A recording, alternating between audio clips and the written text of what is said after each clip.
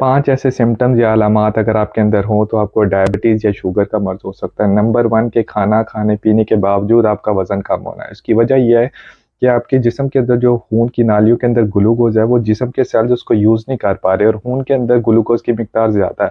इसकी 2 वजूहत हो सकती है, टाइप 1 डायबिटीज़ जिसके अंदर इंसुलिन बनती नहीं पैंक्रियाज़ से, या टाइप 2 जिसके अंदर इंसुलिन तो होती है लेकिन इंसुलिन रेज़िस्टेंस की वजह से बॉडी ग्लूकोज़ को सेल्स के अंदर भेज के यूज़ नहीं करा सकती। इसकी वजह से आपके जिस्म का जो फ़ैट है वो टूटेगा और आपका वज़न कम होना शुरू हो जाएगा।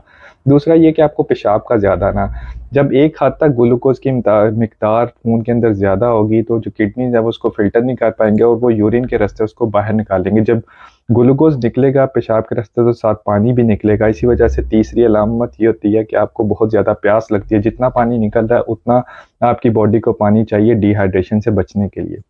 चौथा ये कि आपकी आँखों का ब्लरी विज़न हो जाना, क्योंकि ग्लूकोज़ जो है वो आपकी आँखों के पर्दों को भी इफ़ेक्ट करती है और लेंस को भी इफ़ेक्ट करती है। इसलिए अक्सर लोगों को फ्लोटर्स आना शुरू हो जाते हैं, लाइनें आना शुरू हो जाती हैं या उनकी नज़र कमज़ोर होना शुरू हो जाती है। और पाँचवाँ ये कि अगर आपको कोई ज़ख्म लग जाए तो वो ठीक ना हो, या अक्सर आपके बगलों में या ग्रोइन रीजन में ख़ारिश का बहुत ज़्यादा ना हो, वहाँ पे इन्फेक्शन होना जो कि ठीक ना होना।